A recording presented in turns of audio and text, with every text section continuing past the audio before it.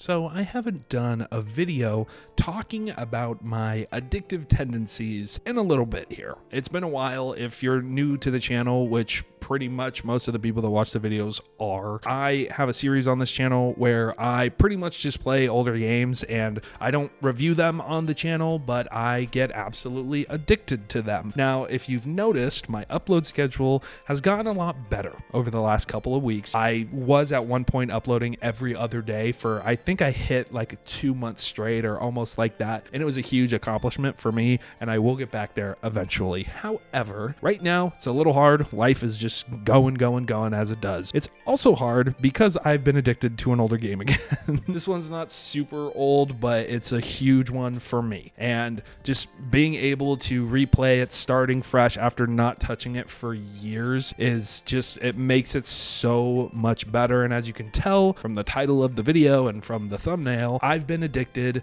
to Super Mario Odyssey. So Super Mario Odyssey came out all the way back in October of 2017, which, if you can believe, is almost 7 whole years ago.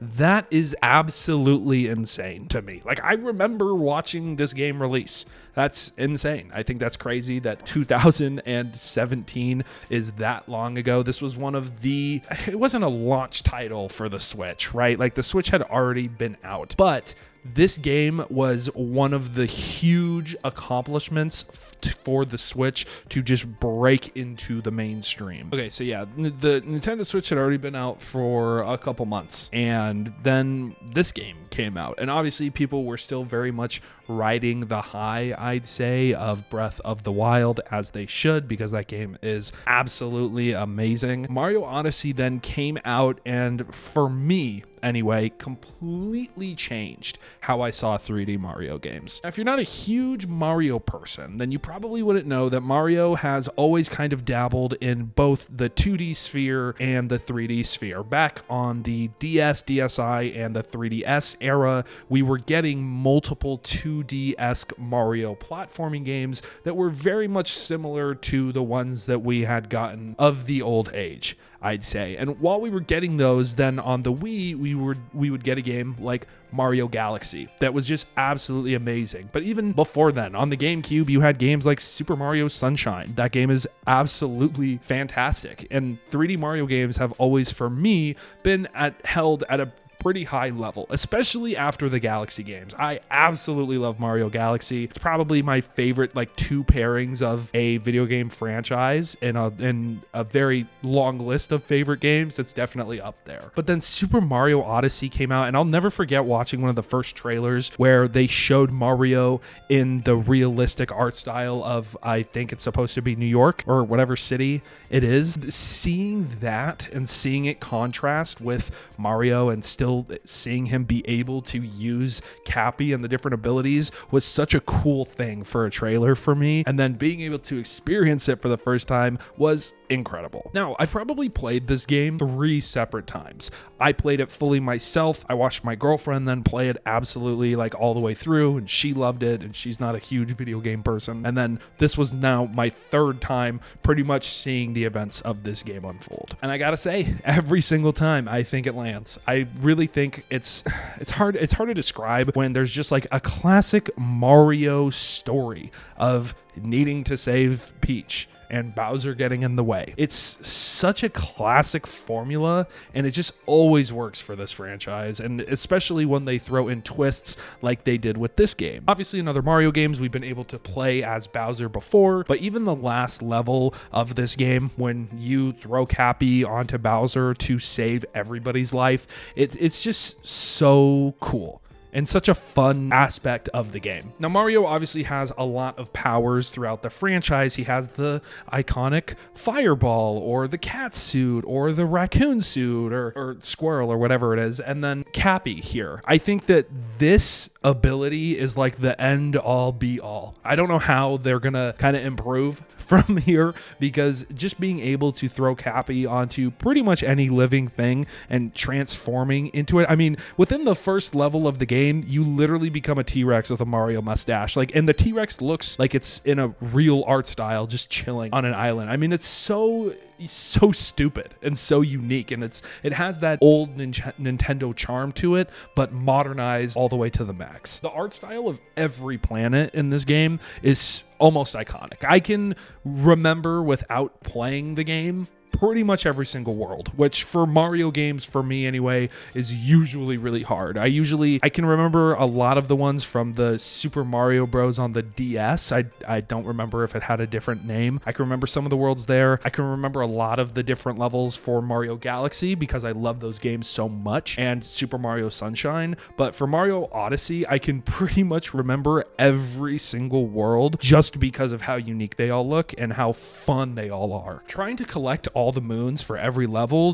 definitely will give you some challenge. I mean, shit, I'm 22 now. 7 years ago, hold on, let me do my math here. I was 15 when this game came out, dude. And I'm still having problems finding every single moon on every single level. It took me a little bit, and it's frustrating because I'm sitting here thinking this is a fucking kid's game and I can't collect all of the moons. And then I remember that they do this on purpose all the time. And just because it's a kid game doesn't mean that it's not hard. But this is such a great game for every type of gamer out there. You could have someone, like I said, like my girlfriend, who just doesn't play video games, play this game and absolutely love it. You could have a kid this is maybe their first or second video game ever, and they're probably going to struggle with it, but you can pick up the second Joy-Con and kind of play with them, and it's just so cool. And then you have people like myself who, I like to say, I mean, at this point I've reached Unk status, right? I'm someone who's played a shit ton of video games, and I still have a very hard time 100%ing this game. And then you have the speedrunning community, which is a whole other beast for this game. I've said it in a few videos here and there. I'm not a huge speedrunner. I don't find it that interesting. I don't think it's very cool a lot of the time, mostly because my YouTube feed growing up was everybody trying to speedrun Pokemon games, okay? Very easy games to speedrun. This game, for some reason, again, whether it's the art style or the charm, or maybe it's just the generation of speedrun streamers that we have now, people like Small Amp, people like Point Crow, people like, I don't think AlphaRad does speedruns. I think he did for this game though. Maybe it's a mix of everything, all of these different categories that just made speedrunning and watching people speedrun this game, learning the tricks for it, so cool and so much fun. I'm pretty sure in the gameplay that's going to be in the background, I die a couple times, like trying to do the stupid ass roll jump that everybody takes advantage of in this game. Stuff like that is something that just makes me love this game so much. I mean, this is a staple Nintendo game, okay? I really think that with the Switch, there's a couple things that you can attribute to its overall success. Obviously, the pandemic was a huge boost for it, but first party innovation was a huge thing, at least for the early parts of the Switch's life. Games like, obviously, again, Breath of the Wild is not a Nintendo Switch exclusive game. It came out before. It was better on the Switch, I feel like, than it was on the Wii U. Super Mario Odyssey was that first kind of huge IP innovation that just landed so well. Okay, well, I guess Breath of the Wild did come out on the same day that the Switch launched, but it also launched on Wii U. But anyway, so I'll still give it to the Switch. It's still an IP innovation. I don't care. I do not care at all. But yeah, I've been absolutely addicted to this game, trying to unlock all the outfits for Mario, trying to find all of the different collectibles in every world, all of the alternative currencies. I'm even trying to find all the coins, man. Like why am I trying to do that? That's the stupidest thing ever. It's a Mario game. It's like trying to find all the rings in a Sonic game. But it's just so cool. And I really feel that this is going to be a game that we look back on for years and years and years and years. A lot like Super Mario 64. This game takes a lot from Super Mario 64, but it also takes a lot from all of the Mario games that have come before it in the 3D realm. And I think that this game,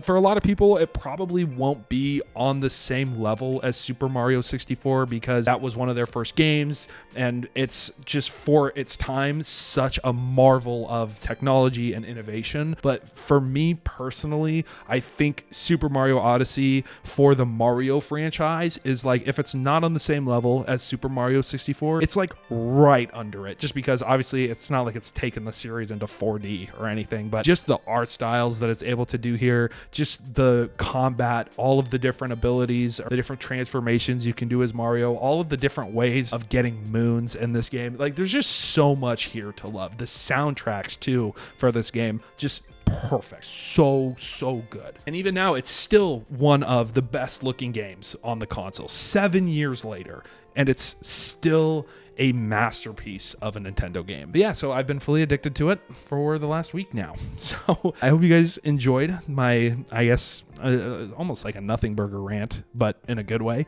for this game. I don't know when I'm going to post this video, because right now there's a lot of rumors and leaks of actual screenshots and pictures of hardware for the Switch 2, but I really think that this game is important, and I think it deserves to be covered, so I'm going to probably put it up regardless of the Switch 2 news at the time. But yeah, YouTube tells me that 99% of you are still not subscribed, and you guys know what I'm going to say.